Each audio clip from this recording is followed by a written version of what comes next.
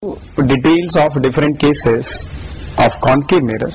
Now we'll deal with convex mirror. Here also we are going to see the different positions of images for different positions of object. We'll also discuss what will be the nature, what will be the size.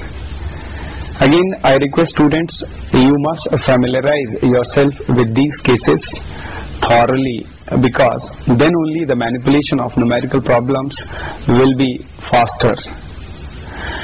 Now let's take up the case when object is real.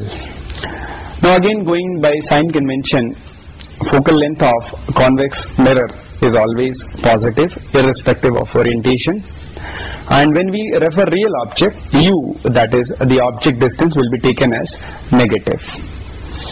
Now if we use a mirror equation and we make substitution of sign, that is focal length positive, u negative, we find that the sign of v is always positive, indicating that image is always formed behind mirror irrespective of position of real object.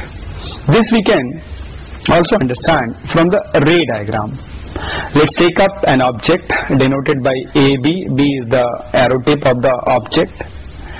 Let an object AB, it is placed in front of a convex mirror as shown on the diagram, and to find the image we need to consider any two rays as usual. So we take up one ray which is parallel to principal axis.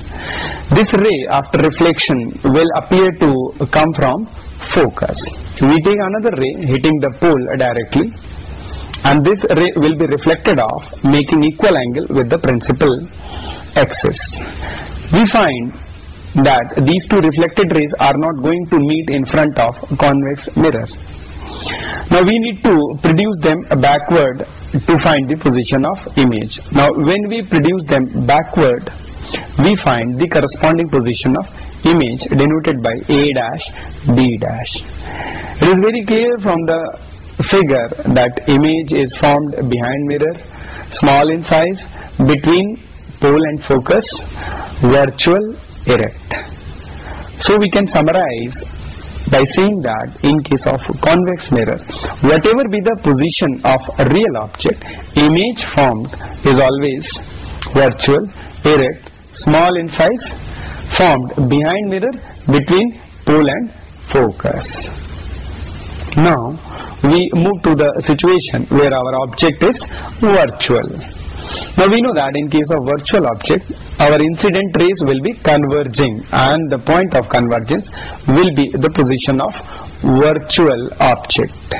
Let's do first a bit of mathematical analysis. Now when we say object is virtual, using sign convention, for virtual object, the object distance will be always positive, and we know that we are dealing with the convex mirror, focal length is always positive.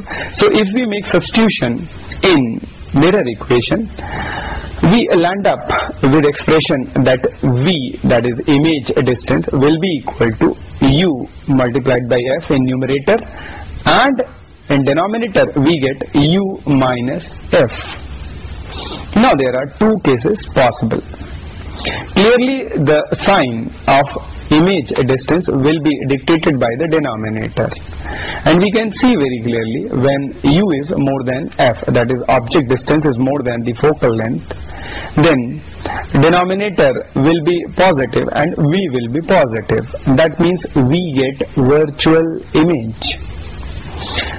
Now the second case where u is less than f. Now it is very obvious from the relation, if u is less than f, the sign of v will be negative.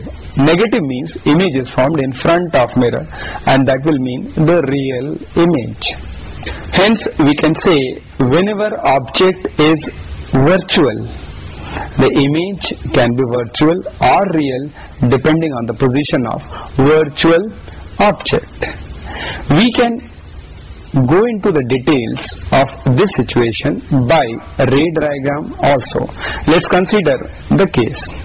Here we are taking two incident rays which are converging, making up our virtual object AB. we find their corresponding reflected rays, and we are taking up the case that u, that is object distance, is more than the focal length. It is very clear from the diagram that the reflected rays are not going to meet in front of convex mirror, and we see that on being produced backward, these rays will meet at a point behind mirror, indicating that a virtual image is formed. The corresponding virtual image A dash B dash is shown on the diagram. Similarly, let's take up the case where u, that is object distance, is less than f.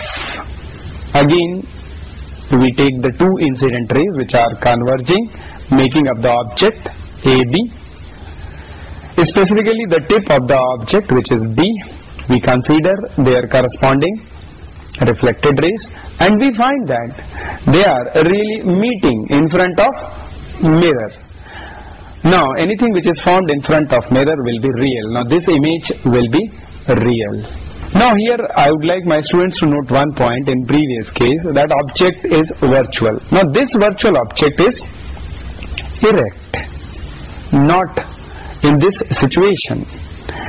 You find that this virtual object is inverted. As I mentioned in the earlier lectures, that virtual image is not always erect. Here is a case for your convincing that virtual image is inverted with respect to object.